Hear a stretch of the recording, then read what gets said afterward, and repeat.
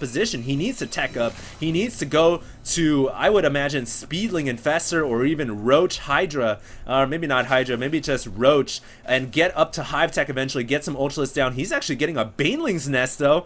I'm not quite sure I agree with this. Obviously, Drewbie here is getting a bunch of barracks down.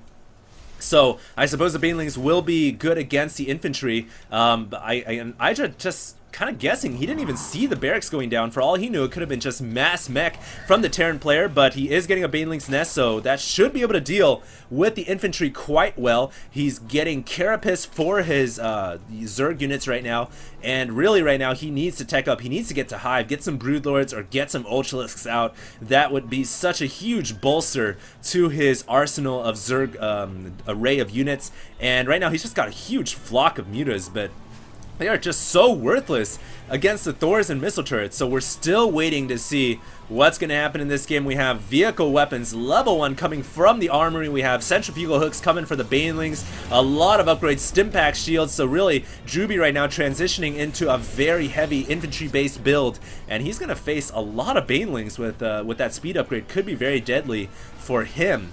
I almost wish he had just stuck with mech. And right now the mutas are just kind of chilling here to the south. IdrA's just waiting to find the right time to fly in here and do maximal damage to all these SCVs.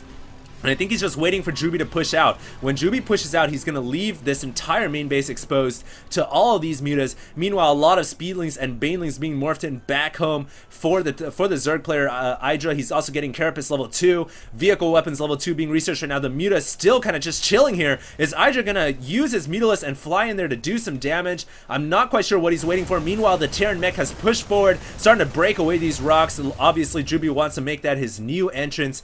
Creep still being spread from IdrA, and we're still waiting to see what's going to happen. IdrA keeping up with his economy, currently at 3 bases, also getting his infestation pit, obviously to tech up to Hive, possibly even getting that for Nero Parasite.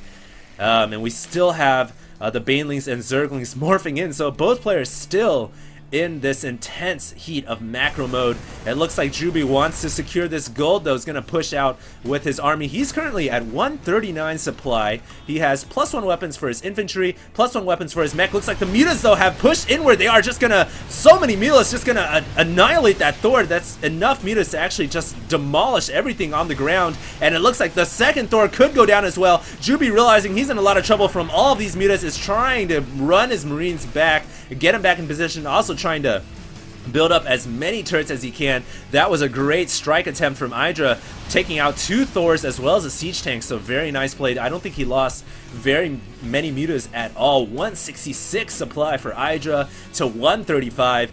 And ladies and gentlemen, we are gearing up for what seems to be a very long-term macro game. Neither player is being aggressive right now. Both players want to secure as many expansions as they possibly can, trying to saturate it in every position possible. But oh my goodness, look at this massive flood of Zerglings all running in. The planetary fortress is nearly done though, but it looks like the Speedlings are just going to run right by and go right into the mech. But all these tanks from above in the high ground, along with the planetary fortress, is just demolishing these Zerglings. I think IdrA just threw away all of his Zerglings. He did kill some of the mech, but I'm not quite sure how worth it that was. But meanwhile, the mutas killing off a Thor, so that was a nice 2-pronged attack from IdrA, running in here with his Mutalisks when the Speedlings were distracting the Terran force to the north. So IdrA, nice control, nice play with his Mutalisks, keeping himself in this game and not allowing the Terran player to max out a 200-200.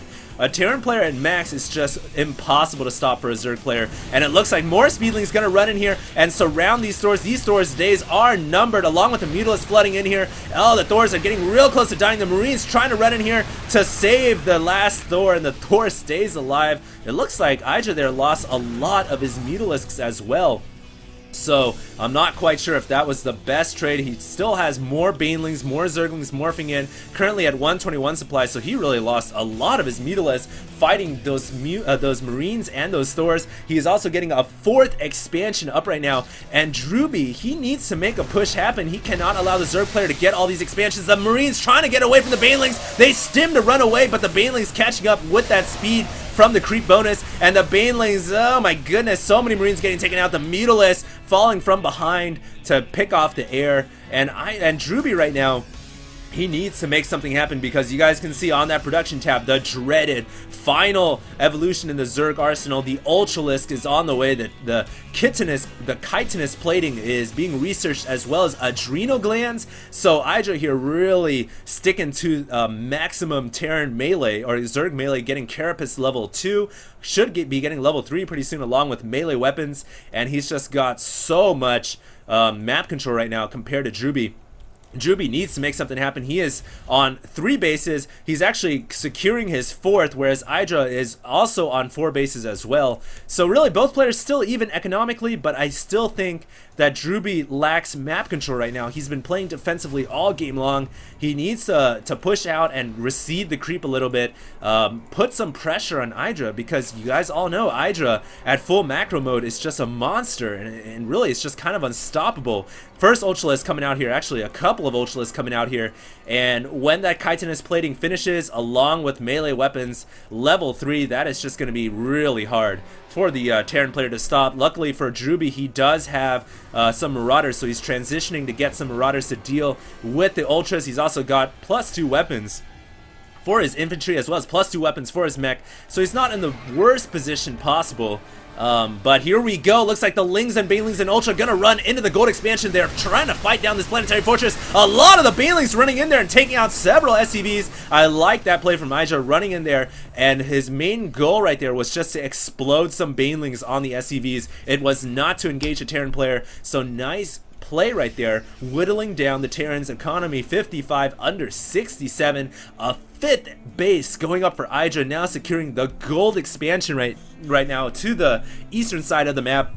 And this game is getting real epic, ladies and gentlemen. Notice all the Ultralisks for IdrA, +4 armor. This is just, it's going to come down to one massive battle. And Drewbie, he needs to actually max out his army. He's at 153. He's pushing forward with some of his forces. Looks like he wants to go straight for the main. And if he can take out the Ultralisk cabin or even the hive, that would be a huge hit to IdrA. But my goodness, IdrA has so many Ultras along with Mutas. This is, oh my god, I don't think Drewbie has enough to deal with this massive Zerg force. Currently maxed. IdrA is maxed, and he's banking resources. Every minute he waits, he is just banking. He's even distance mining the gold minerals right now. 200 for IdrA.